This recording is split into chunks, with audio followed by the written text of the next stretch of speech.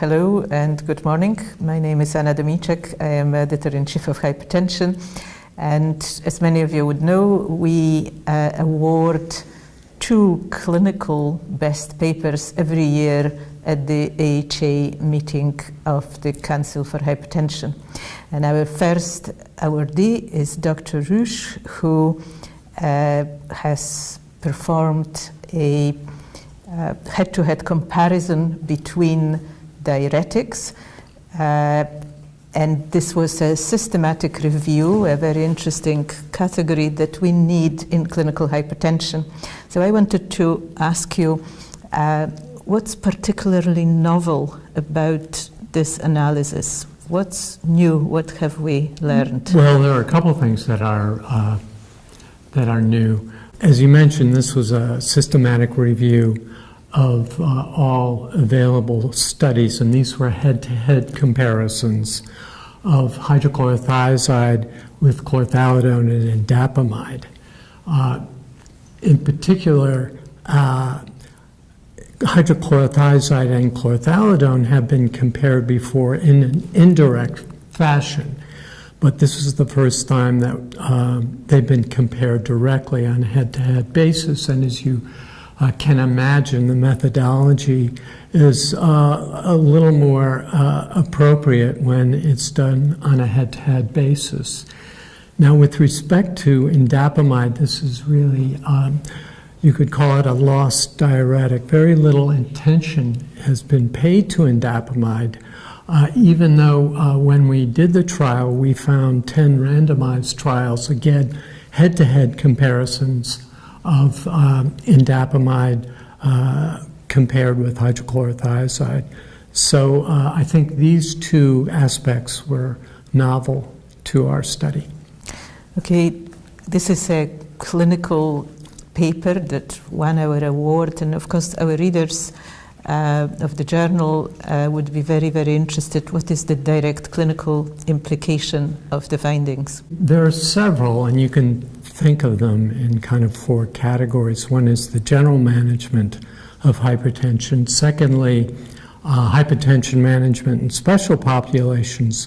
Third has to do with potency of the medications. And fourth, reduction of cardiovascular events. So, as you know, there are 80 million people in the United States. A third of our U.S. adult population has hypertension. And in almost all the major guidelines, diuretics are included as a first-line medication. So this is extremely important for the general management of hypertension. Now, in addition, in terms of special populations, we know that diuretics are particularly useful in salt-sensitive hypertension, and this is characterized by patients who are Black, obese, diabetic, or elderly. So these meds are particularly valuable there. Third, in terms of potency, it's really an extraordinary statistic that 5% of U.S. adults have what's been termed resistant hypertension, which we know is a state in which blood pressure is not controlled on 3 medications.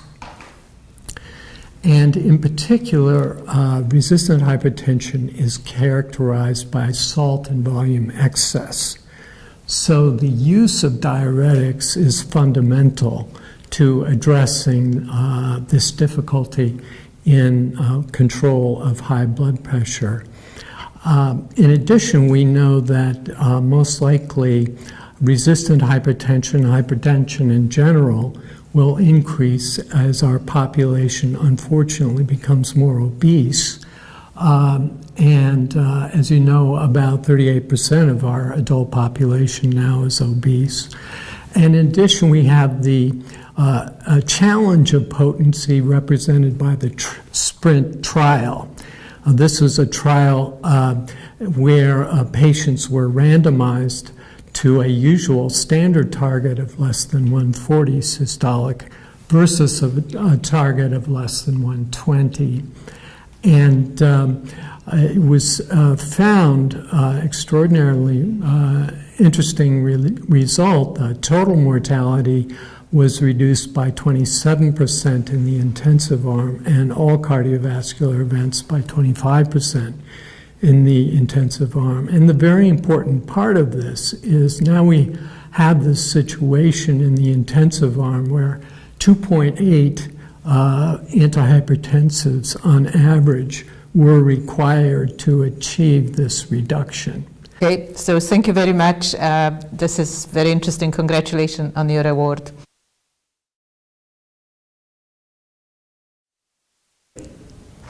And here we have with us two awardees of top paper in hypertension for clinical category, Dr. Tang and Dr. Lee. Your very interesting article on insomnia has gained the award. I think our readers would be interested to hear what's particularly novel in the work that you presented in this paper. Okay.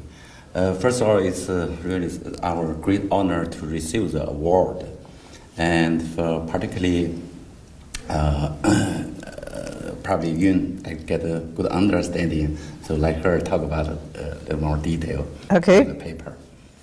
Okay. Our paper is the first paper research to use the MSLT, this multiple sleep latency test, a sleep lab measure of hyper and hypoarousal, to demonstrate that physiological hyperarousal is associated with hypertension in chronic insomnia patients. We also found there was a dose-response relationship between physiological hyperarousal and hypertension in this sample size.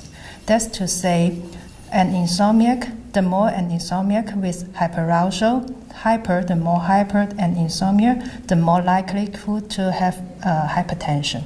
So do you think that these very important findings are ready to apply in clinical medicine? And if so, how that could be done? Yes, we think so. I think there are several impacts on clinical practice.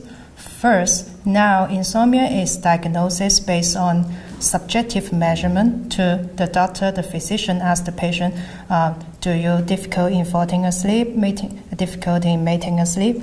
But now our findings show that objective measurement is a useful tool to predicting the severity of this disorder.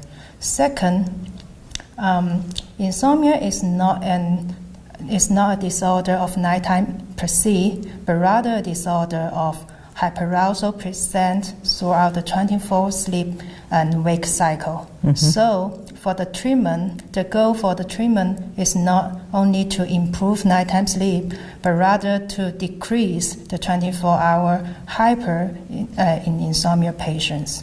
And finally, these results are consistent with our previous finding from Penn State University, Dr. Vaganza's lab, another corresponding author of this paper. And we found that there were two phenotypes of insomnia. One phenotype was associated with short sleep duration, hyperarousal, which is characterized in stress system activation, and also have cardiometabolic comorbidity and mortality. And the other phenotype was associated with cognitive and emotional anxiety, which without any signs or symptoms of cardiometabolic comorbidity.